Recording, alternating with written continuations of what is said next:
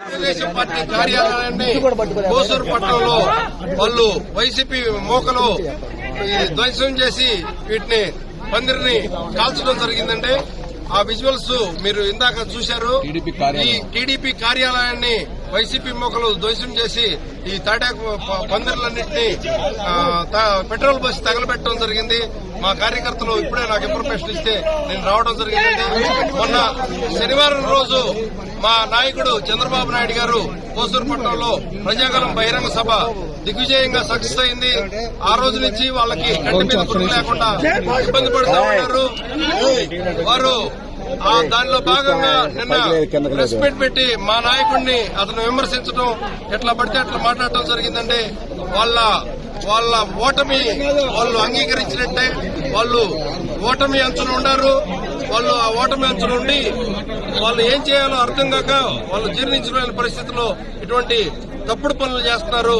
వాళ్ళు మా ఆఫీస్ కార్యాలయాన్ని వాళ్ళు తగలబెట్టడం జరిగింది. అదే మేము చిటికేస్తే మా కార్యకర్తలందరూ 10 నిమిషాల్లో వాళ్ళ ఇల్లు కార్యాలయాలు ధ్వంసం చేయడానికి సిద్ధంగా ఉన్నారు.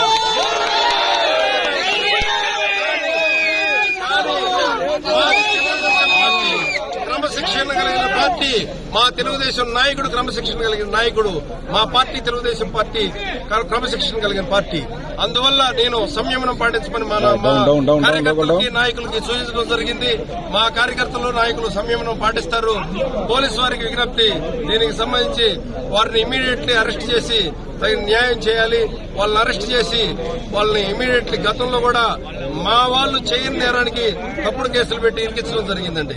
ఇప్పుడు వారు తప్పు చేశారు. మరి పోలీస్ డిపార్ట్మెంట్ వాళ్ళు ఎట్లా రెస్పాండ్ అవుతారో ఎందుకు చూడాలి. ఇప్పుడు అర్ధరాత్రి అయింది.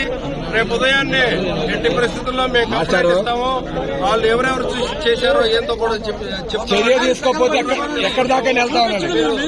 తగలబడిన ప్లేస్